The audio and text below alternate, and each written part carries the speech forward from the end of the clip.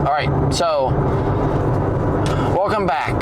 This is me talking randomly into my camera for the second time. I'll be honest, this is pretty hard, and I hope in like, I don't know, 10 years from now, like this becomes really easy for me. I have such an easy time talking in front of people. Like it is like probably the easiest thing to do, but talking to a camera with not being able to see like facial responses or to like get audible responses or people ask questions, I mean, this is really hard for me. But hopefully you can hear the Coldplay in the back.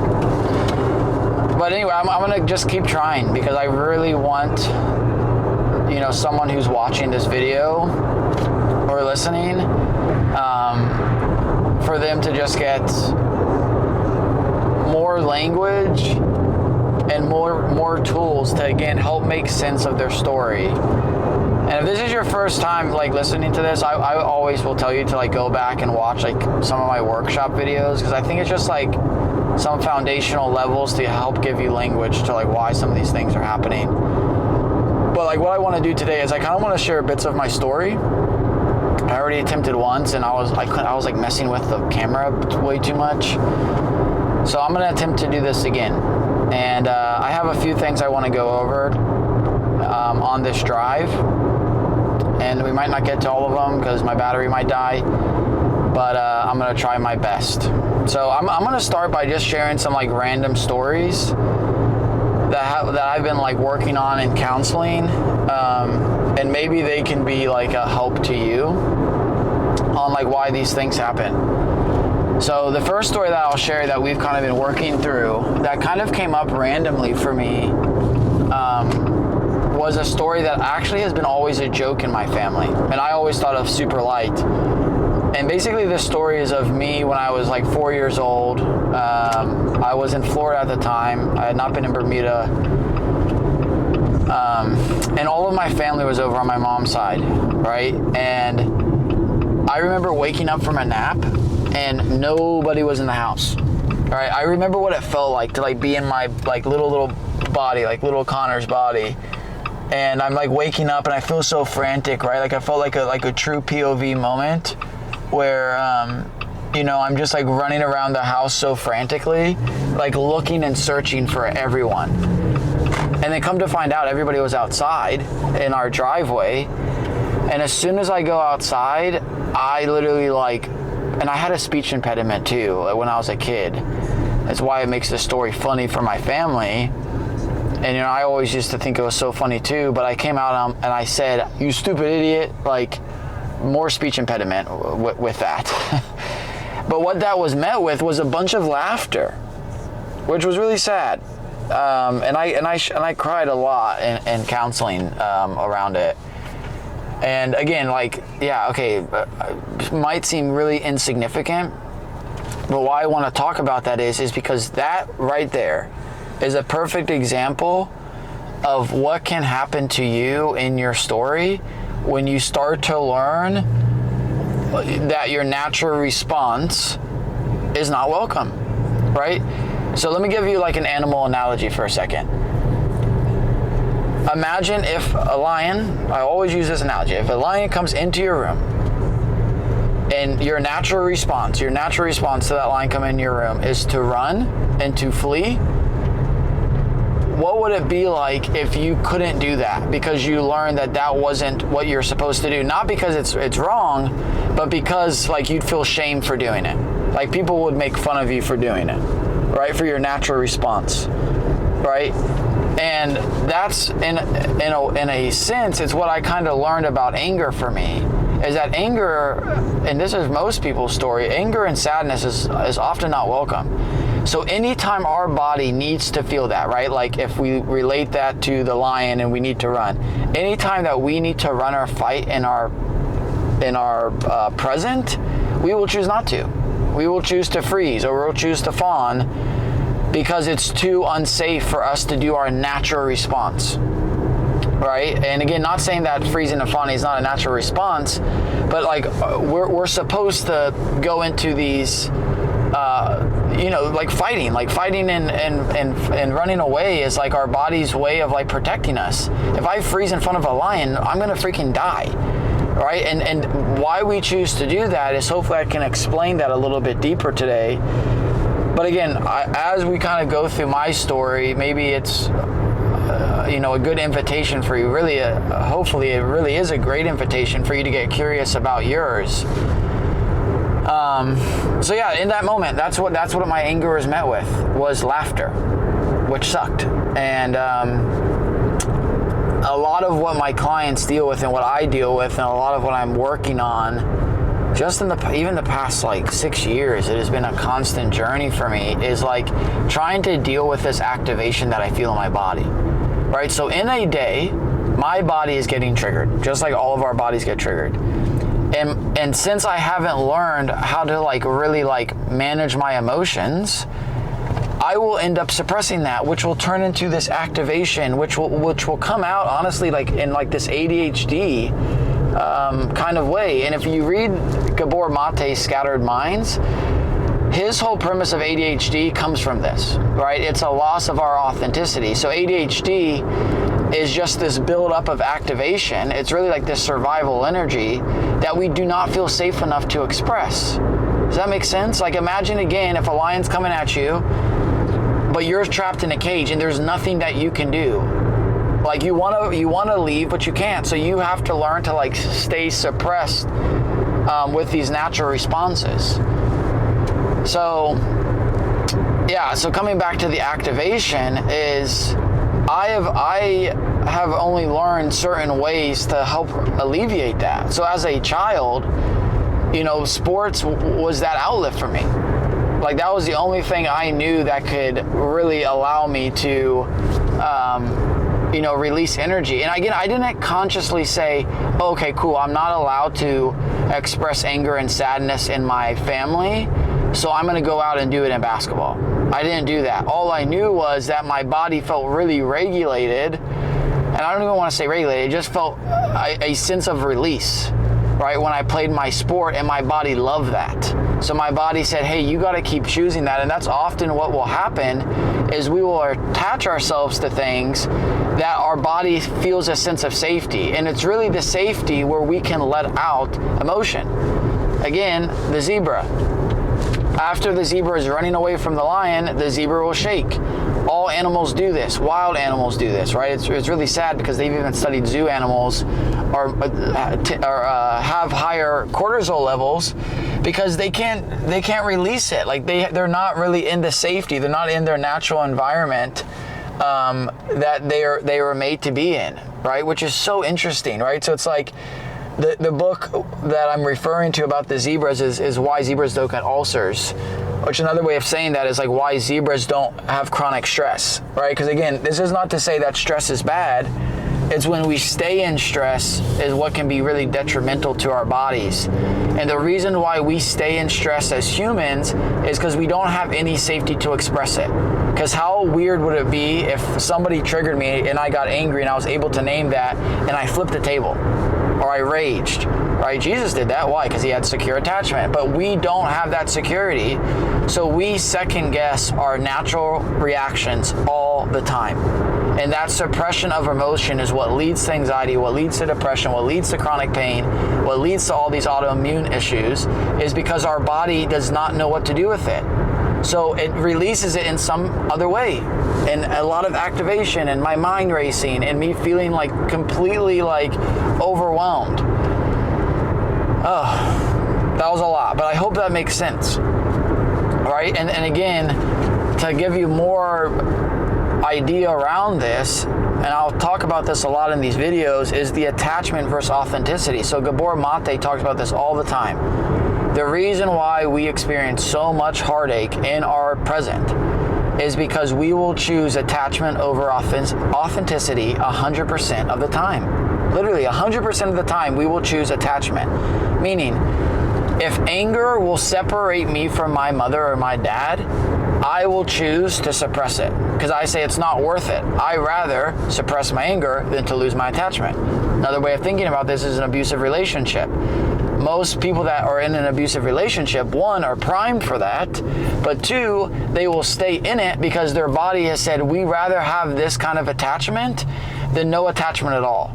We'd rather not listen to our gut and leave the relationship because our gut is telling us, well, if we leave this relationship, we might not ever have attachment again.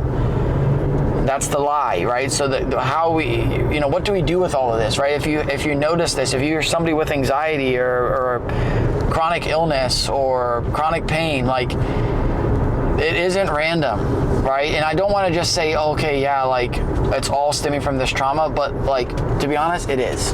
And that is usually the core issue. And I'm not saying that all these health issues, all these, lifestyle issues don't play into it. They 100% do, but they often just exacerbate these issues. They're not the core reason, right? And you probably see all these things about, like, people, like, releasing trauma and doing all these things. And, like, yeah, they do work, but it is, one, I don't want to say a quick fix, but if we don't understand how to name our emotions, like, we can do all these, like, self-regulation guided things, but it's like, imagine that you're running away from a lion, and then I tell you, in the middle of you running away from a lion, make sure you breathe through your nose, make sure you're diaphragmatic breathing. Like, it's not going to happen. Like, a dysregulated body, no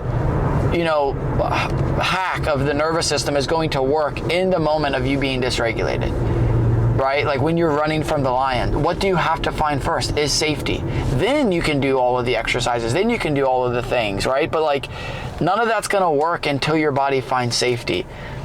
And I'll talk about this a lot, again, in a lot of my other videos, is the idea of familiarity and safety. It is not the same thing, but it is to your brain, right? Like, familiar can also be threatening, right? And familiar, sometimes that like safety that is good can feel threatening to your body because it's not used to it. So here's another analogy. War veterans that have gone to, like, Afghanistan or gone to Vietnam, when they come back from being over there for an extended amount of time, like when they're actually in the war, right? Like, it was so overwhelming for them. Their body was so activated in those moments that it had to learn, again, new safety, right? It was so familiar to the body. It was happening over and over again. Well, it had to learn ways to, like, release out there. And when they came back to, like, regular civilianhood, their body was, like, not used to it. So, these war veterans consciously was like, I don't want to go back to war, but subconsciously, like, that's where they live. Like, that, they actually wanted to be back there. And why is because they have found so much safety there. So part of, like, this idea of familiarity and safety is, one, to help you to understand that there's going to be a lot of safety in your life that actually is not safety. It is actually, like, sabotage. Like, it is not anything other than something that is leading you away from that. And to, like, bring the devil into this a little bit, can I brighten this up a little bit or no? No, I can't. I guess that's the brightest it goes. Need some light. But does this work? Not really, kind of. Sorry, I'm distracted by the light. What was I saying? This is why I need people to interact with me.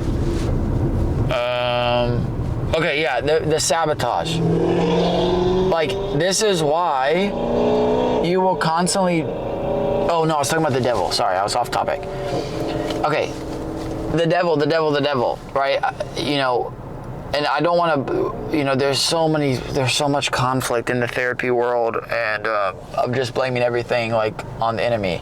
All you need to know is the devil is so smart, and he knows how your nervous system works, right? So if he knows that your nervous system will mistake safety for familiarity, what do you think he's going to constantly make sure that you're staying in? That you're staying in this familiarity that is so sabotaging to you, right? So the negative thoughts, right? These unhealthy relationships, like, your brain is going to continue to tell you that, hey, this is where you need to stay, because that is what is familiar to you. That's what's been familiar to your story, so that's where you need to be. And this is really the answer to most problems. is if it feels like you're going against the grain, like you're like, oh, this is hard, like I don't really want to do it, but like I feel like this is what I need to do, that's usually the answer. So same thing in this. It's like when you're in these unhealthy relationships and you're like, oh, I don't really know if I want to. Well, what's the hard decision in that most of the time is to choose not to be in it, is to create a more familiar safety, right? And there's like this saying, right? I'd rather like be in an unfamiliar heaven than a familiar hell, or something like that, right? And that's basically sums up what we're talking about, is you are naturally going to choose your familiar hell over an unfamiliar heaven all of the time. And the devil knows that. It's why you want to go back to Egypt, right? It's why the Israelites wanted to go back there. It's not because consciously they are like, oh, I want to go back there. It's subconsciously they're just like, man, like I rather be back in my safety of like, I know how everything operates and I know when we're going to get things, to be out here in the unfamiliar of like trying to trust that, yeah, manna's going to come every single day. They had more than what they needed to, but they didn't trust it. It's because it was so unfamiliar for them to try to put their faith in this God that they couldn't see. But that's really the invitation for you is, can you start to think about what are the things that you're running from, and what are the things that you're running back to? Like, where are the Egypts in your life that you have become so comfortable with, right? And it could be these unwanted behaviors, right? It's like we talk so much about behaviors and there's so much shame about it, but we have to really get underneath the surface of like why they are happening is because your brain is registering those as familiar and it's safety. Again, going back to this release of emotion, if your brain has registered masturbation and unhealthy eating patterns and these sabotaging thoughts as a way of your mind releasing, because again, if I can't let out my anger and then the way my anger is let out is me running thoughts, and that happens every time I get angry, I just go back to my thoughts. Well, that's going to just continue to happen. It's like anything else. So the invitation is, can we start to allow your body to find a new safety? And that's going to feel really tough because it's going to feel really exposing, right? It's going to feel really vulnerable. But again, that's what we're made for. We look back in the garden, like what did Adam and Eve do before sin came in the world? They were completely vulnerable with each other. So it's really simple. With saying it, it's harder to live it out. But the simple answer, guys, is if you're wanting to find some kind of healing, it's like you have to go back and figure out where have you clothed yourself with all of this shame, with all of this like self-criticism and self-doubt and the suppression of yourself, because you're like, I don't want anybody to see that version of me. I can't let out my anger. I can't let out my sadness. People are going to leave. People are going to think I'm crazy, right? And what's so funny is, this is just a side note because it's coming up for me.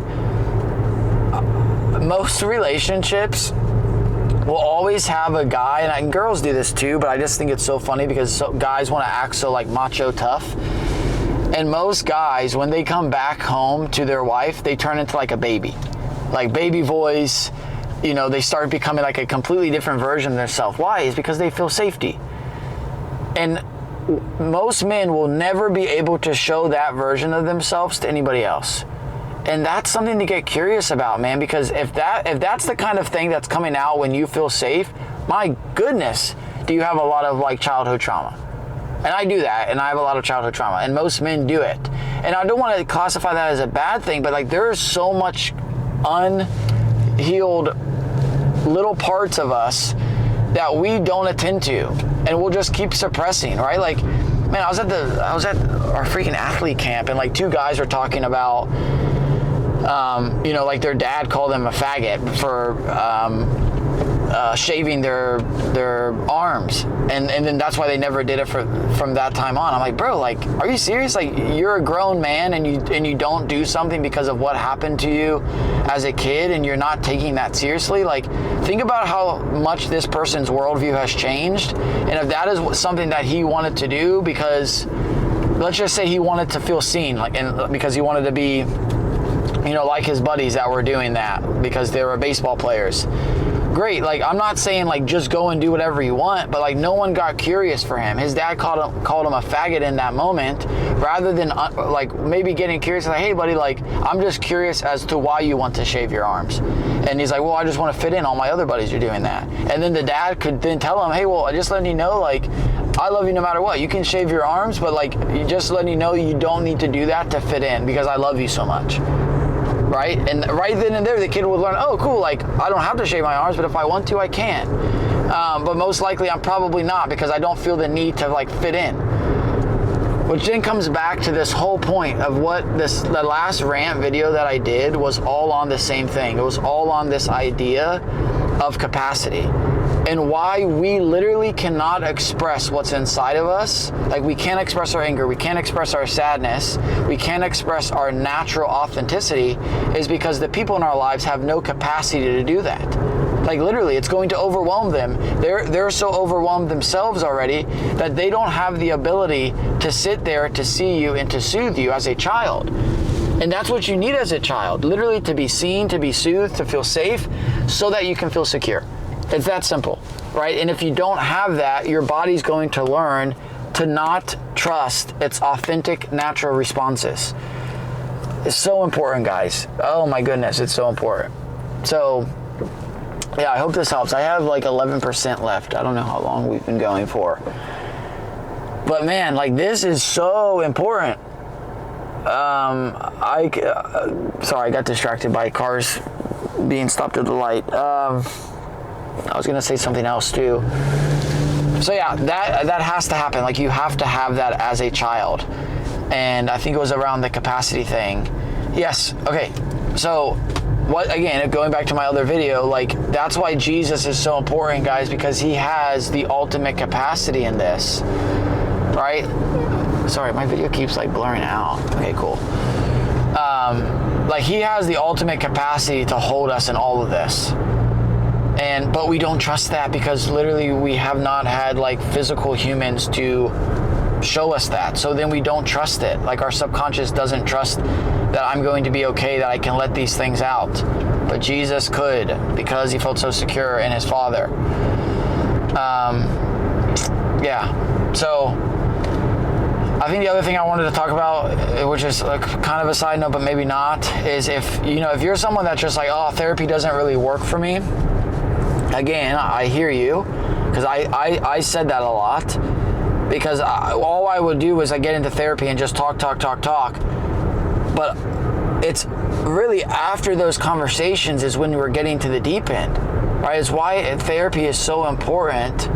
And I don't even want to say therapy. It's why the releases, finding places where you can release, whether it's journaling, whether it's talking to somebody, whether it's doing somatic work and you're seeing all this nervous system stuff, that's really important. But then the goal is to get to the root. Like, what did you learn? What are the stories? What are the things that your brain has learned of, like, in these situations where we are not going to trust our authenticity? Like, we're not going to trust it. But another way to look at this from like a therapy standpoint is if you're an athlete and you have a goal to, like, bench press 300 pounds, you're not going to come into day one like expecting that. And that's the same thing with this process of like becoming more vulnerable and becoming more open. Like, there has to be a practice in that, just like with everything else. Like, your brain is literally a muscle. The more you exercise it, the more your brain is going to get used to saying, hey, like, when we feel overwhelmed, we now can learn that I can let somebody into this. I don't have to shut off and not let anybody into what I'm feeling inside. But it's not going to happen by you just doing it one time, right? I'm not saying you got to go to therapy, bro, but like, you have to start to engage with these things. And this is really important. Every psychologist will say this, whether they believe in Jesus or not. Healing can only happen in connection. So you can't have these conversations just audibly in your head. And you're like, oh, I'm talking to God. Yeah, I get that. That's important. And you can pray. And yes, things will happen. Good for you. But Jesus didn't just stay by himself all the time. So neither should you, right? And you can't expect to just heal by yourself. You can't. Like, you have to allow yourself to find these places and these people and these safety so that you can finally engage with what you've been suppressing for your entire life. And a lot of people are just so unaware of all these things. Like, we will go through our whole day feeling so dissociative and not being able to remember our childhood because we've never, ever, ever been in the present. Like, we've never been in the present moment because every time we are living, we are so dysregulated, right? We are so dysregulated. Man, my camera is like going crazy right now. Hopefully this has not been doing this a lot. So that's what I want you to start to get curious about is like, man, if you don't remember a lot and you have such a hard time remembering your childhood, one, start to like slow down more because you're going nonstop and you're not going to think about anything as you're running from a lion. So first invitation is slow the frick down. Put all distractions away. Put your phone away. Put it all away. And start to get curious and start to listen. Like, what's coming up for me? What are these stories? What are the things that I remember? And again, it's going to be really fragmented. So you have to continue to come back to it, but also continue, it's my friend Josh, continue to engage with it, with somebody, right? And that's why it's so important to do with somebody that's trained, that understands how to do this work. Let's see what else I wanted to talk about. Yeah, I don't know. Guys, please put in the bio or my captions like other things that if I say one thing that we can go, off on a tangent. But I'll say this, the last thing, and maybe we can do a whole video on this. Is if you struggle with unwanted behaviors, a lot of the times, a good place to start is going to be the place that none of us want to engage with, and it's with our shame, right? But more so like the things that we feel shameful about. So like your fantasies, your dreams, your desires, like those are roadmaps to like actual places where you can start to feel yourself again. But we will shame those, you guys. Like literally shame our desires. We'll shame our fantasies because we're like, oh, those are so gross. But it's like what's underneath all of that, right? So again, your fantasies, your dreams, all of those things are not random. Like they're not even close to being random. And the more you can start to engage with them and get curious about them, the more that you will start to like actually be able to heal. Man, my camera is like tripping out. So anyway, I hope this helps. And if that feels like something that would be worth talking about on a next video, let me know. But again, yeah, we'll see what happens. So please like put comments down in the comment section. Let me know what else you're thinking. So I'm just gonna keep talking about the same things. I'm gonna keep maybe sharing my stories. But yeah, I would love to go off on like certain tangents. If I've said something like autoimmune health, chronic pain, like nutrition, like, because those are things we can definitely dive into as well. So anyway, hope this helps you guys, and I will talk to you soon.